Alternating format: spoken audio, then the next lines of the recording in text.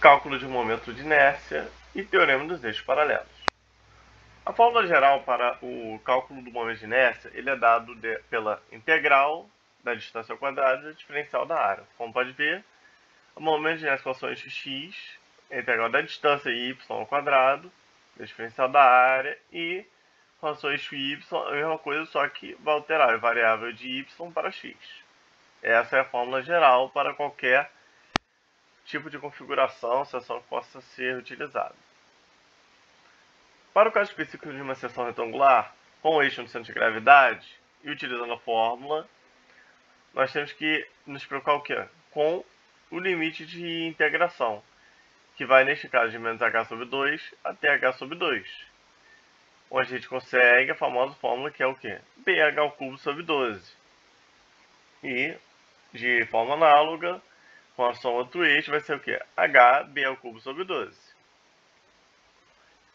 Alterando o eixo de referência para o canto inferior, a gente vai mudar o quê? O limite de integração.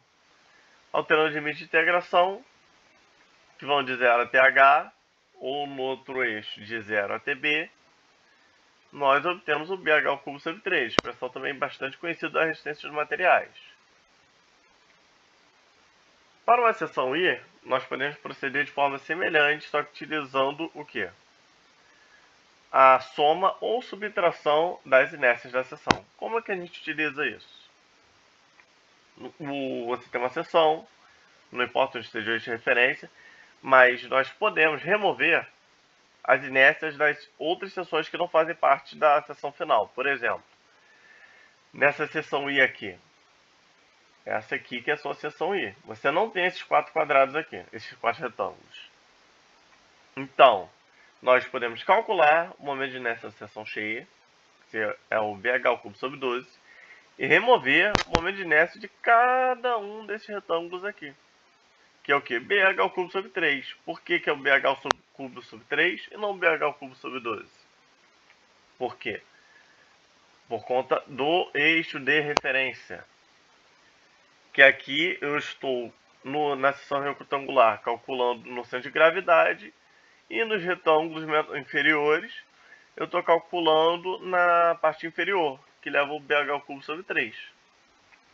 E o momento de inércia da seção vai ser o quê? Vai ser a inércia total menos a contribuição desses retângulos aqui, que leva a este valor. O teorema dos eixos paralelos. Como é que funciona isso aqui? Ele é dado pela fórmula que é o seguinte.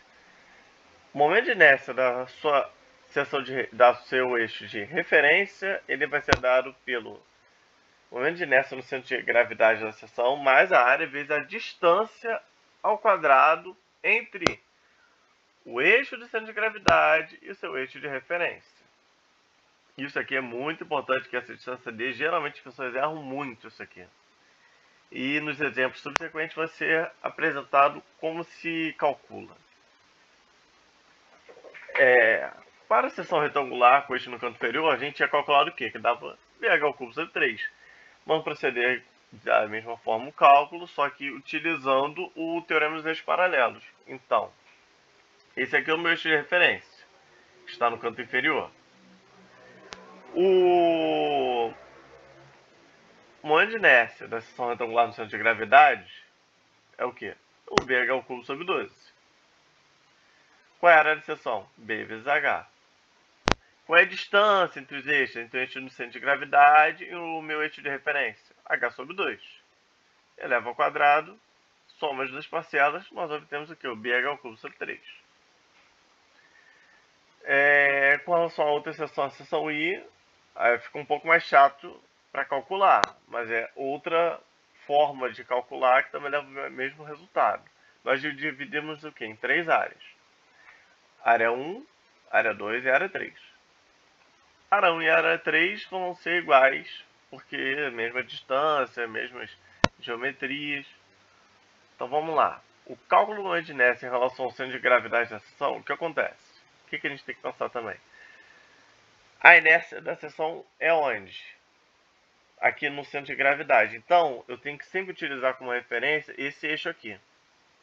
Então eu vou ter um monte de inércia no meu centro de gravidade, que é o BH ao cubo sobre 12, que vai ser essa base B vezes o 0,1H ao cubo, dividido por 12, mais a área dela, 0,1H vezes B, vezes a distância. Qual é a distância?